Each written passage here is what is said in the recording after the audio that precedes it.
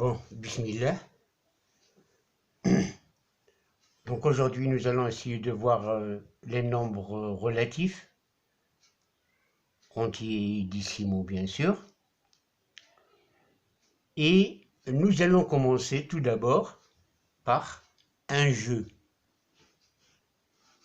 Et pour jouer, je vais parler en arabe. Faites le jeu. Comme ça, il a فهمتو مزيان le jeu. غادي تكونوا فهمتوا déjà شي حوايج sur les nombres relatifs. On va supposer بلي حنا في واحد لو تيران ديال الباسكت مع البروفيسور ديال ليدوكاسيون فيزيك. جاب واحد 7 الدراري ساتيدر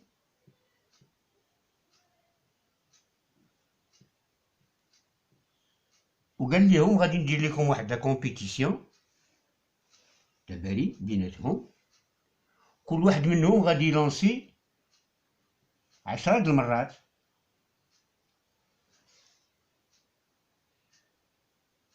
اللي سجل غادي نزيدوه نقطة، نعطيوه نقطة، غادي نزيدوه واحد النقطة ديما، وإلا ضيع غادي نبداو نحيدو ليه بواحد النقطة. غادي نبداو مثلا علي في لي لونسي ديالو سجل 7 وضيع 3. محمد سجل 4 وضيع 6. كمال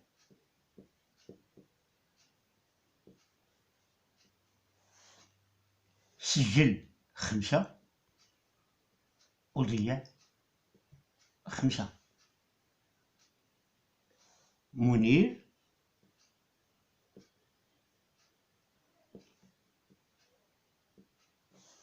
سجل 3 وضيع 7. يوسف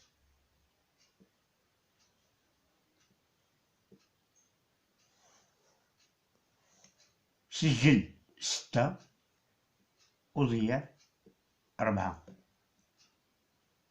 إذن 1 2 3 4 5. باقي خاصنا 2. أمين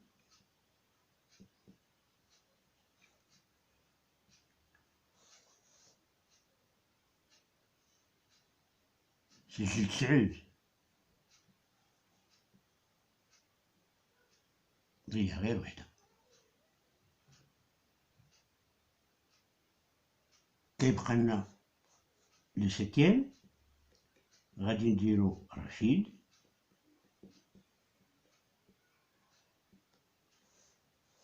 سجل 6.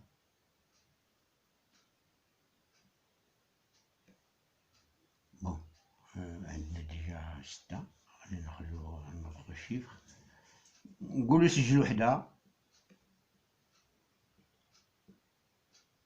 وضيع 9. Donc après la compétition, après les résultats, النتيجة كانت هكا، c'est-à-dire علي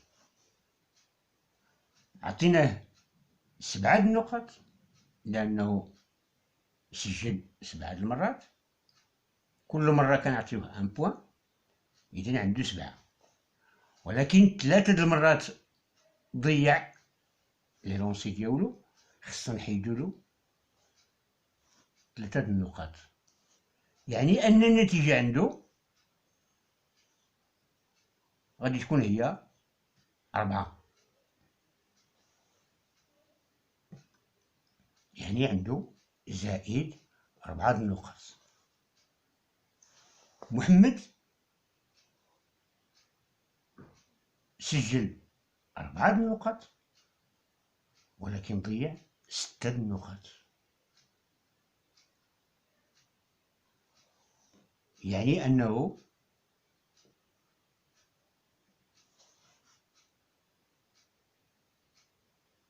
ماشي بحال علي.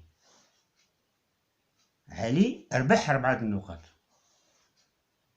ولكن محمد خاصو 2 النقاط. إلا درنا 2 هكا وكتبناها هي اللي خاصه. هنايا إلا كنقراو منقدروش نفرقو مباشرة ما بين 2 و 4.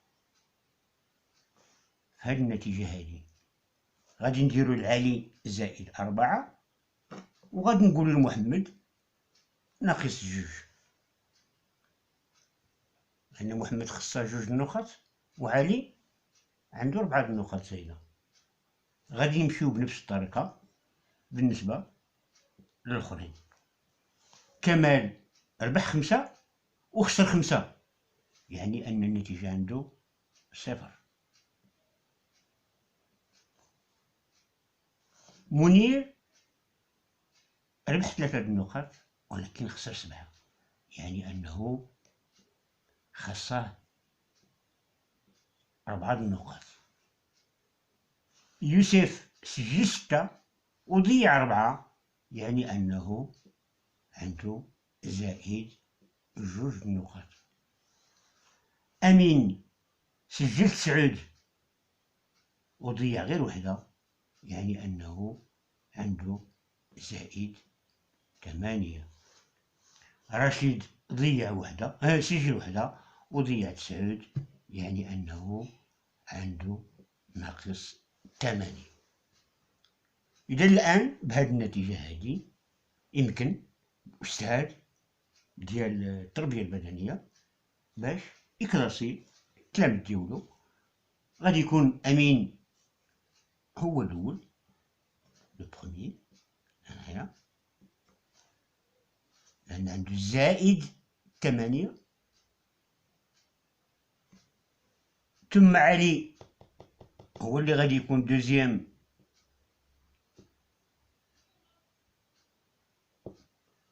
لأن عنده زائد 4. من بعد غادي يجي يوسف هو اللي غادي يكون لو تخوازيام. من بعد غادي يجي كمال هو اللي غادي يكون لو كاتريام.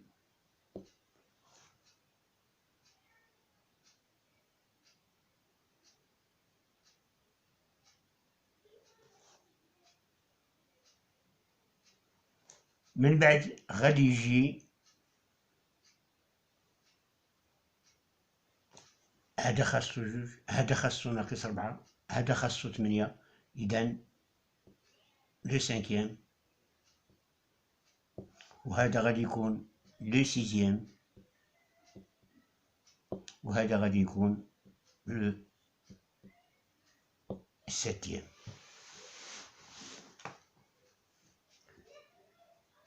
إذا اش كنلاحظو أنه هنايا استعملنا عدد صحيحة طبيعية، في العملية ديالنا في الجو ديالنا، ولكن هنا التجأنا لهاد زائد وهاد ناقص باش نقدروا نكلاسيو هاد التلامذ ابخي سيت كومبيتيسيون.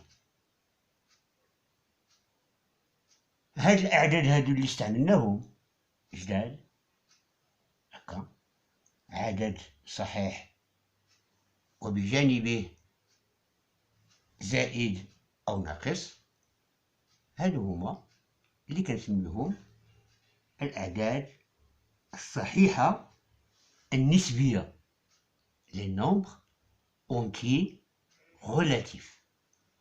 Plus 4 est un nombre entier relatif, moins 2 c'est un nombre entier relatif, 0 c'est un nombre entier relatif, moins 4 c'est un nombre entier relatif, plus 2 c'est un nombre entier relatif, et plus 8 c'est un nombre entier relatif, et moins 8 c'est un nombre entier relatif.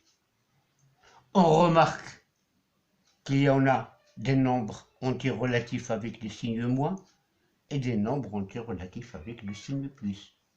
Les nombres entiers relatifs avec le signe plus, on les appelle les nombres relatifs positifs, et les nombres avec le signe moins, on les appelle les nombres entiers relatifs négatifs.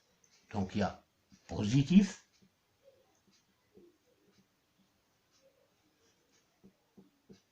et négatif.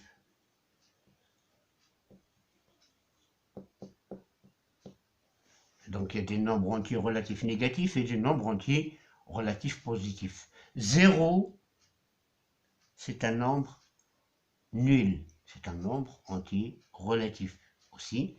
Il est nul, il est positif si on veut, il est négatif si on veut, il n'est ni négatif ni positif si on veut. C'est un nombre entier relatif nul. À partir de ces jeux, on peut déjà comparer les nombres entiers relatifs. On peut remarquer que tous les nombres entiers relatifs positifs sont plus grands que les nombres entiers relatifs négatifs puisqu'ils sont classés dans notre jeu avant. On peut remarquer que plus 8 est plus grand que plus 4, puisque plus 8 c'est le premier et plus 4 c'est le deuxième. On peut remarquer que moins 2 est plus grand que moins 4, puisque moins 2 est classé 5e et moins 4 est classé 6e. On peut remarquer que moins 2 est plus grand que moins 8. On peut remarquer que moins 4 est plus petit que plus 2. On peut remarquer que moins 4 est plus petit que 0. Que moins 4 est plus petit, que moins 2 est plus petit que 0. Que moins 8 est plus petit que 0. Parce que si je veux classer maintenant ces nombres-là selon notre classement, on aura d'abord plus 8, plus grand que. Le deuxième, c'est plus 4, plus grand que. Le troisième, c'est plus 2, plus grand que. Le quatrième, c'est 0, plus grand que. Le cinquième, c'est moins 2, plus grand que. Le sixième, c'est moins 4, et plus grand que moins 8, qui est le septième. Donc on peut déjà classer les nombres relatifs à partir de ce jeu.